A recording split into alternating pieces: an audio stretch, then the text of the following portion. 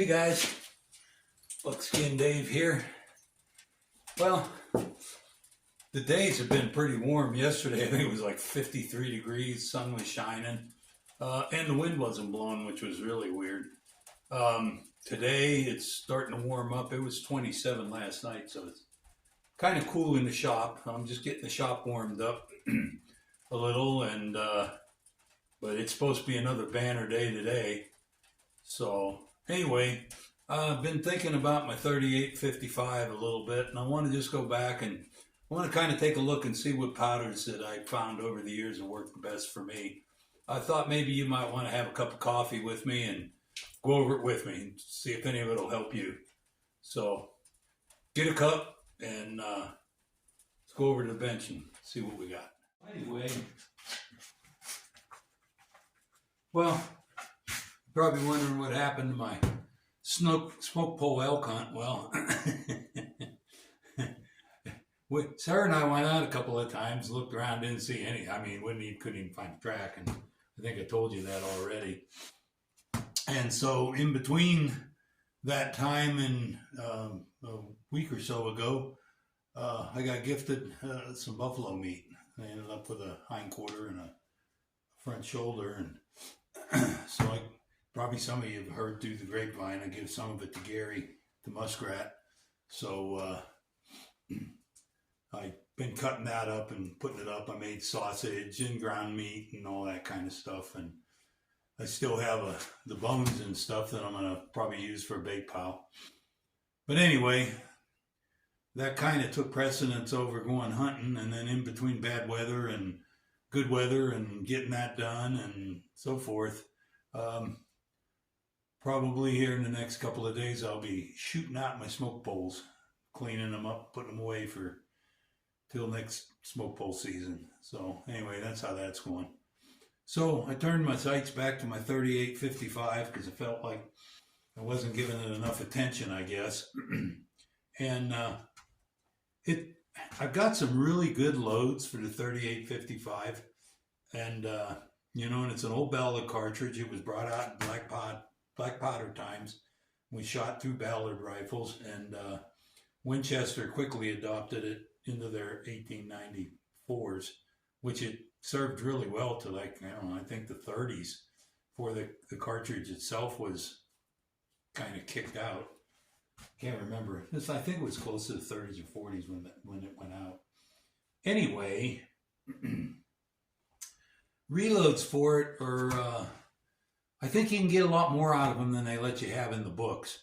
I started out, the 5744 works good, but some of the older powders that we talked about before that I've discussed that were in the Roberts book and stuff, some of the first smokeless nitro powders to come out were 3031, and I don't remember the exact days, probably the 30s, I think. And the 3031, the 4198, 4227, and the favorite one that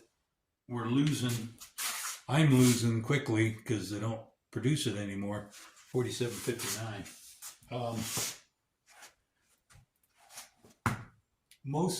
Probably I would say my favorite powder for the 3855 is IMR 3031. I get the best velocity out of it, and it pressure wise, I don't see any pressure problems on any of my brass. And one of the things that I migrated to that I think made a big difference is this 264 gas check bullet. None of the loadings, I was looking in some of my old books, my old Lyman books, none of the loadings show this as a bullet for the 3855. And it's a pretty nice elongated bullet. I'll get you close to it. You can see it has a little gas check on the base. And actually that gas check, I found it it's still on some of the bullets I dig up out of the dirt. It's still on there. So the bullet with probably a 20-to-1 or 10-to-1 mix, maybe, kind of a little bit harder bullet. It's supposed to weigh 264. It's a Lyman mold. And these ones here, now this one's been greased. I got 279.2. It's been greased, but the gas check probably adds a little bit, and then of course the grease does. So it's a little heavier than a 264. Where I found it in the older books, let's see, here's one of the older ones. We show it in, like here, this is an older handbook. This one's a 40, where the hell's the thing at? 48th. So this one was probably printed in,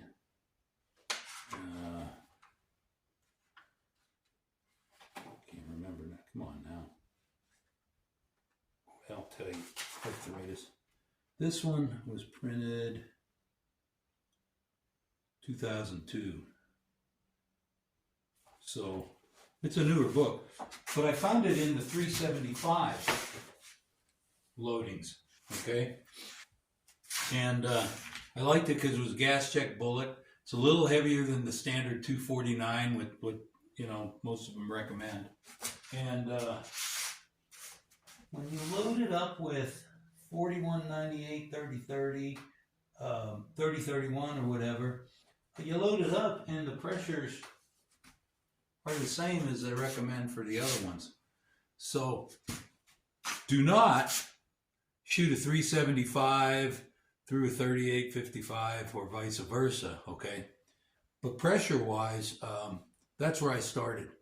And I, like I say, I'm going outside the envelope, so I'm not going to tell you how I did it or what I did. But that's the bullet that I ended up liking the best for my 3855. And the 3855 is the granddaddy of the 3030. They necked the 3855 down to make your 3030, which became the most popular deer rifle it still is a really popular rifle. Anyway, mine is a discombobulated 3030, and some of you have seen it before.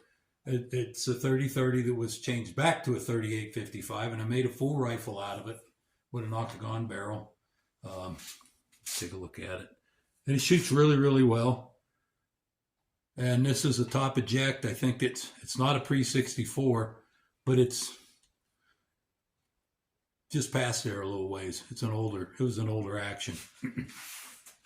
so it works really good. I like it. It shoots really well. It's a great deer gun. And with a lead bullet, it's really hard to find a flat-nosed 3855, 375, depending on, we know the 3855, some of the older guns are a little bit bigger, but the newer guns are 375.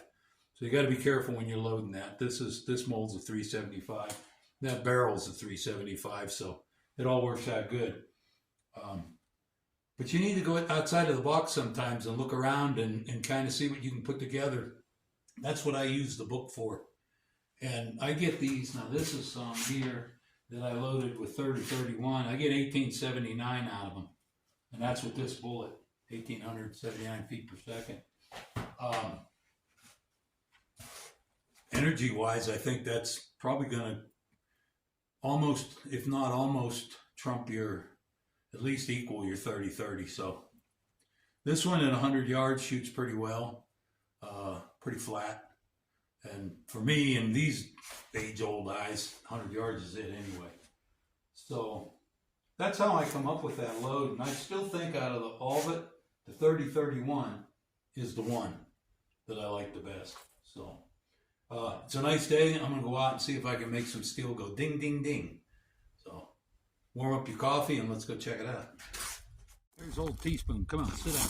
A lot of you guys remember this old dog. She used to, when I was shooting, she'd be in the background ripping stuff out of the ground, jumping in the air, throwing it and stuff. And she still does that a little bit, but she's, I think she's 6 years old now, so she's a little bit, still a good partner, and she still gets around in the woods good and everything good. But anyway, let's shoot some of this stuff. The thing about old T don't mind the guns at all. So anyway, Just shooting at my 30-yard target, just to make the gun feel a little better.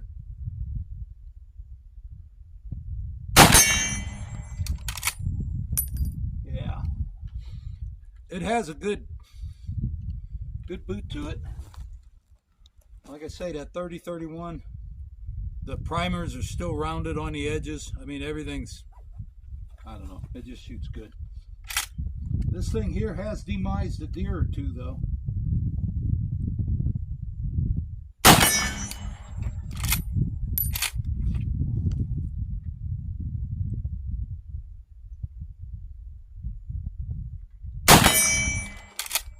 Wow.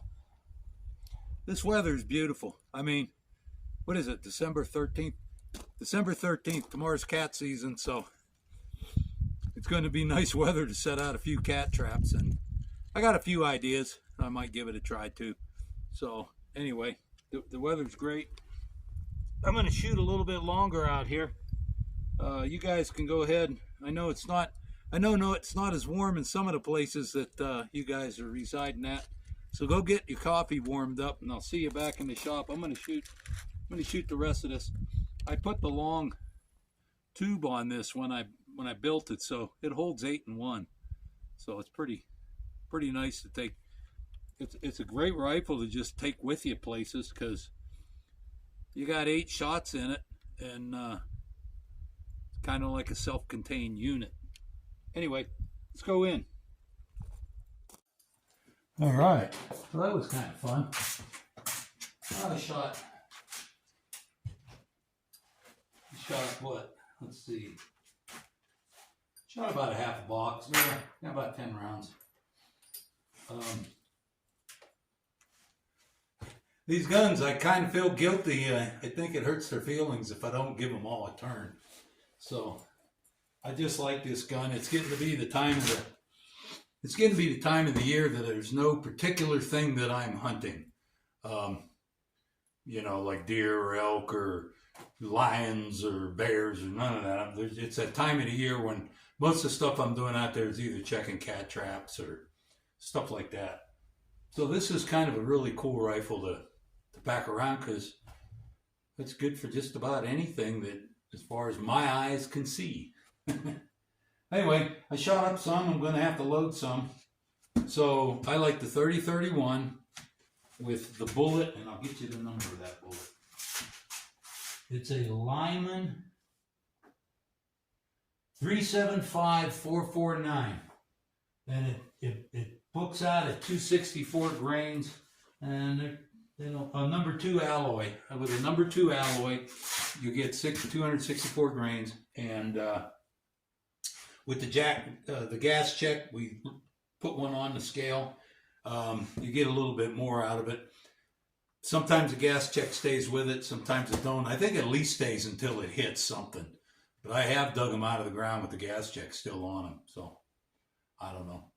Some people think that shooting gas checks bullets is like going against the grain with shooting lead bullets, but don't put the gas check on it if it bothers you. It's a good bullet for 264 grain bullet. It's a good one. Anyway, I hope you enjoyed our session today. Stick around. Upcoming, I'm going to unload them guns, those muzzle loaders, so that'll be some shooting, because I'm not going to clean it for just shooting one round. Sarah and I will probably get together tomorrow or the next day or something, and shoot a few rounds through it and then put them away. And Pistol Thursday is still on. I'm not getting as much interest in Pistol Thursday. I know the guys, some of you guys really like it. I'm going to be going over 10mm pistol in the 10mm round this Pistol Thursday. So if that's something that interests you, put it on your calendar. Other than that, I'm Buckskin Dave. You guys have a great day. I'll see you next time.